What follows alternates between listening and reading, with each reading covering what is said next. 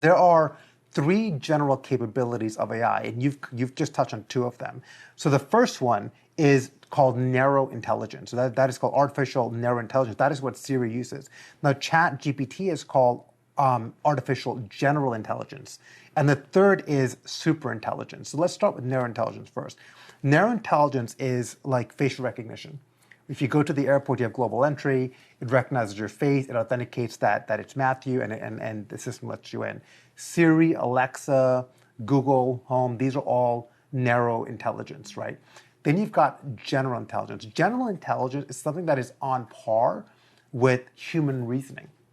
So that's what people call general intelligence. So think about Tesla Autopilot. You're going to have a car that's going to try to drive itself as good as a human, theoretically. You're going to ask ChatGPT a question that's going to give you a response as good as someone researching it, as good as you doing a search yourself. So that is general. And then you've got super intelligence. And I think this is where AI capabilities go beyond the human brain. Now, I think that is about 100 years away. For us to get 100 years away, wow. and here's why. There's a lot of papers written on this. Today, the most powerful supercomputer in the world, again, it's a point of debate depending on who you ask for, but most people agree there's a supercomputer in China that is right now the most powerful supercomputer in the world today, and they always have these races. So I'm sure Taiwan or the US might have one next year that beats that. But from a computational perspective right now, it could do about 250 billion computations per second right now. That is that. The human brain could do 4 times that today. So our brain is more capable at processing data than the largest supercomputer in the world today.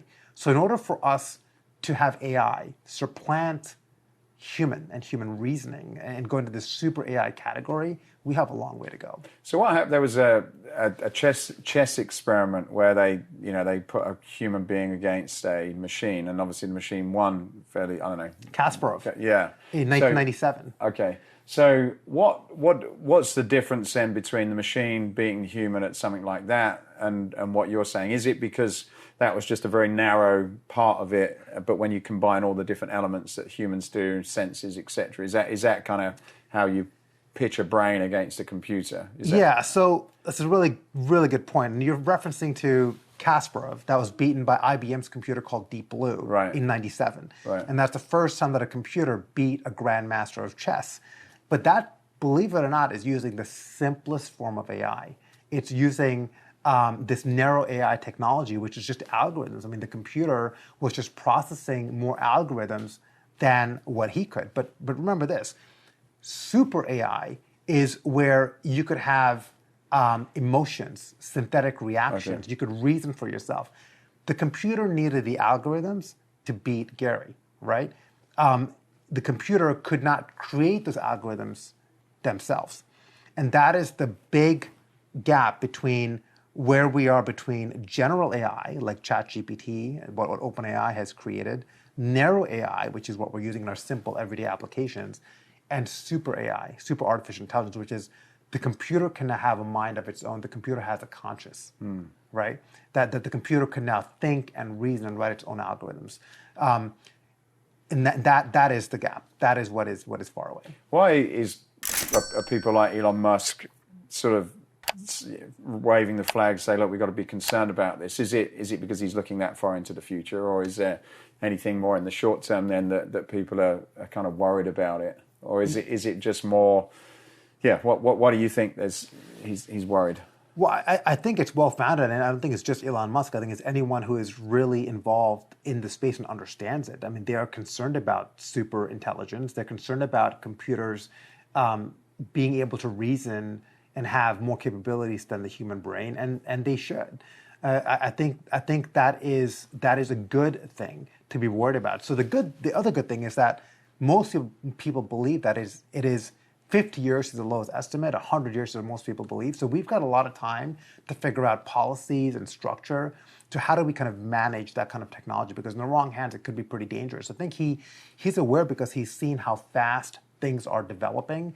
And he's, I believe that he has a right to be concerned along with others about the capabilities of that. I suppose with the, and I'm going to sort of reel it back again, but as we're talking about this, with the Chat GPT, it's just amazing how many people now, particularly in business, just automatically use it for so many things. Yes.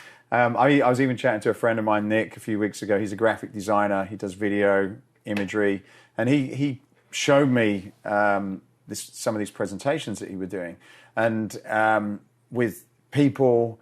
He does stuff in the fitness side, but he was actually creating. He said, "Oh, we don't need." He didn't need to do any photo shoots for this. He literally created these images of people and like these moving pictures and stuff just using AI. And like some of it was actually just, I was genuinely struggled to say that you didn't actually go and shoot some of this stuff.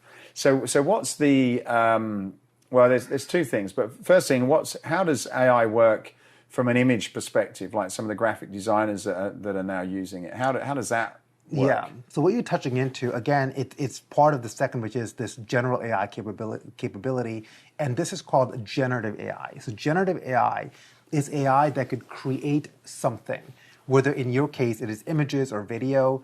They can create content, and this is incredibly relevant today. You might have seen the writers' strike happening. They've had some clauses asking for protection around AI for their jobs. People are concerned that their jobs might be replaced. So there is a lot of truth to that. And the way that works is no similar than how an algorithm works in AI, in that it consumes big data. So you're feeding it all of these images, and based off of that, it could create a new image for you, right? And it doesn't even have to be an image. It could be a video. It could be a movie. It could be written content. But it's using this general AI capabilities to help do that, which is really interesting because it allows you to create, I guess, original content that is created by AI, but it's using references from the past. And I think that is where people are saying, well, if you're creating a new image from something that is my name, image, or likeness from the past, should I get credit for it? I mean, that's the debate that's happening today. Kind of worms, doesn't it? Yeah. But that's how they're creating something, right? So you might, see a movement of an exercise. I mean, this is, if you think about, over the last decade, companies have spent a lot of time creating movement, like filming exercise movement and exercise videos. I mean, I've been in some of them, and right now you don't really need to do that because you could use AI to create a lot of them.